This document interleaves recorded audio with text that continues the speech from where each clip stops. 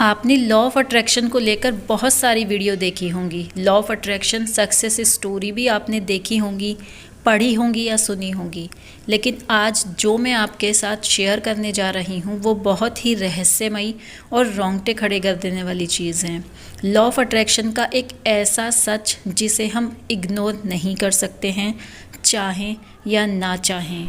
इस रहस्य को बताने से पहले मैं आपको इन शॉर्ट ये बता देती हूँ उन लोगों के लिए जो नए हैं, जिन्हें नहीं पता लॉ ऑफ अट्रैक्शन के बारे में कि लॉ ऑफ अट्रैक्शन आखिर होता क्या है।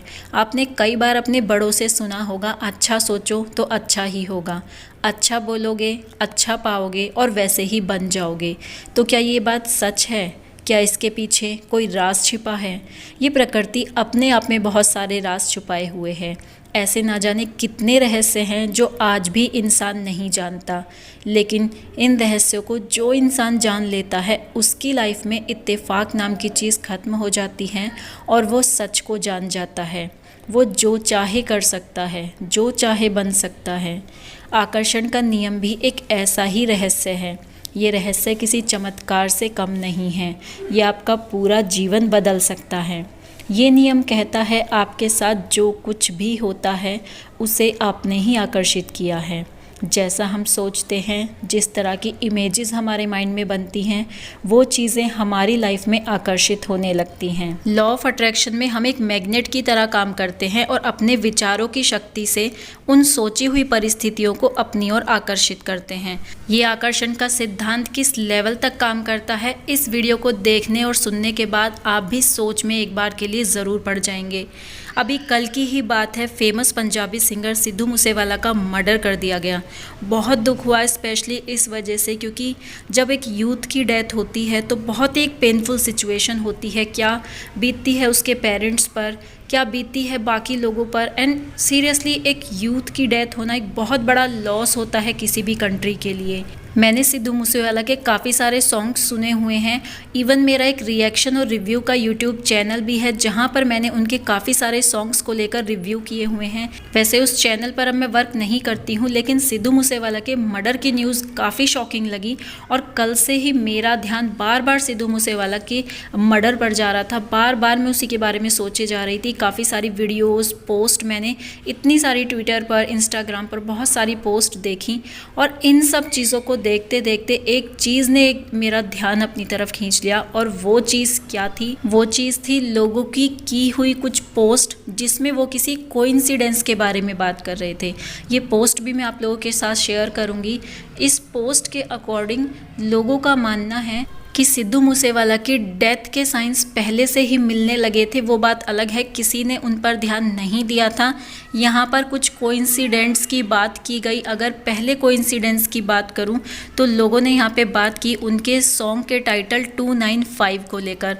लास्ट ईयर उनका एक सॉन्ग आया था जिसका टाइटल था 295 और सिद्धू मूसेवाला की डेथ की डेट है 29 एंड 5th मंथ। 295 यहाँ पर होता है तो लोगों को ये कोइंसिडेंस लग रहा है। दूसरा कोइंसिडेंट है सिद्धू मूसेवाला का लास्ट सॉन्ग जिसका टाइटल है द लास्ट राइड। यहाँ से भी लोग कनेक्ट कर रहे हैं कि सिद्धू मूसेवाला का लास्ट सॉन्ग का टाइटल द लास्ट राइड होना ये भी कोई कोइंसिडेंस नहीं है, ये भी एक हिडन सीक्रेट है। तो इस तरह से लोग चीज़ों को कनेक्ट कर रहे हैं सिद्धू मूसेवाला के साथ। बाकी लोगों का मानना ये भी है कि टुपाक जो कि आइडियल थे सिद्धू मूसेवाला के, हमेशा से ही सिद्धू मूसेवाला ये बोलते थे कि मेरी जो राशि है वो टुपाक से मिलती है। टुपाक की डेथ भी 25 इयर्स की एज में हुई थी 1996 में और सेम कार के अंदर ड्राइविंग सीट पर वो बैठे हुए थे और उस टाइम पे उनकी डेथ हुई थी। और सिद्धू मूसेवाला के लास्ट सॉन्ग का जो इसमें पोस्टर है उसमें टुपाक के जो एसेसिनेशन से सीन लिया गया था, एक्चुअल सीन, उसकी पिक उन्होंने डाली हुई है और बिल्कुल सेम तरीके से सिद्धू मूसेवाला का भी मर्डर हुआ है। तो लोग इन सब चीज़ों को एक कोइंसिडेंस मान रहे हैं। काफ़ी ज़्यादा शॉक्ड हैं लोग इस चीज़ को देखकर। तो यहाँ पर इन सब चीज़ों को शेयर करने का मेरा क्या लॉजिक है वो यही है। यहाँ पे लॉ ऑफ अट्रैक्शन किस तरह से वर्क करता है उसको लेकर मैं बात कर रही थी। आपने देखा कि जिस तरह से लॉ ऑफ अट्रैक्शन क्या करता है, जो भी हमारे माइंड में थॉट्स चलते हैं, law of attraction, law of imagination, law of vibration, सारी चीज़ें मिलकर किस तरह से वर्क करती हैं, ये मैं आपके साथ शेयर करने जा रही हूँ। वैसे ये मेरा अपना मानना है, आपको हो सकता है ये चीज़ बिलीव हो इस चीज़ पर या नहीं हो, लेकिन जो मुझे लगता है वो मैं आप लोगों के साथ शेयर कर रही हूँ। अगर मैं मेन पॉइंट्स की बात करूँ, अगर ध्यान देने वाली चीज़ ये है कि सिद्धू मूसेवाला ज़्यादातर अपने सॉन्ग्स में मैक्सिमम वीडियोस में गन का, बुलेट्स का, इस तरह की चीज़ों का यूज़ करते हैं और ज़्यादातर वीडियोस में ब्लैक बैकग्राउंड या बिल्कुल एक ब्लैक कलर की ड्रेस, ब्लैक कलर का एटमॉस्फेयर, बहुत सारी चीज़ें एकदम नेगेटिव चीज़ें होती हैं। स्टार्टिंग में जब मैंने उनके सॉन्ग्स देखने शुरू किए थे तो मुझे वहाँ पर काफ़ी अजीब लगता था। डार्क लव शायद मैंने उनका पहला सॉन्ग सुना था एंड काफ़ी नेगेटिव टाइप मुझे वो सॉन्ग लगा। धीरे धीरे जब मैंने उनके सॉन्ग्स सुने तो फिर मुझे लगा कि हाँ, एक गैंगस्टर थीम बेस्ड सॉन्ग हैं तो इस टाइप के सॉन्ग्स ही चलेंगे इस कैटेगरी में।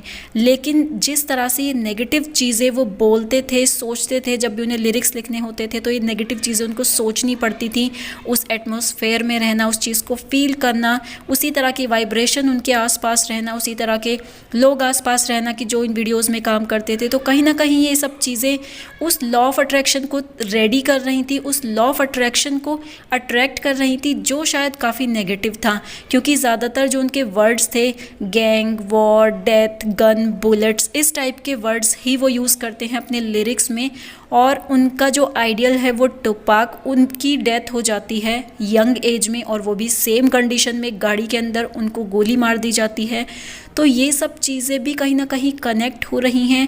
295 सॉन्ग जैसे ऑलरेडी कनेक्ट किया हुआ है, वैसे 295 एक सेक्शन है जो उनके ऊपर तब लगा था जब उन्होंने रिलीजियस चीज़ को लेकर कुछ बोल दिया था, तो ये सॉन्ग उसी चीज़ को लेकर इन्होंने बनाया था। लेकिन 295 का भी कोइंसिडेंस लोगों ने यहाँ पर इनकी डेथ से कनेक्ट कर दिया। तो कहीं ना कहीं मेरे जहन में बस ये चीज़ है कि लॉ ऑफ अट्रैक्शन अपना काम करता रहता है। अगर हम नेगेटिव बोलते हैं, नेगेटिव सोचते हैं, नेगेटिव एटमॉस्फेयर में रहते हैं तो वो नेगेटिवली हमारी लाइफ को इम्पैक्ट करेगा।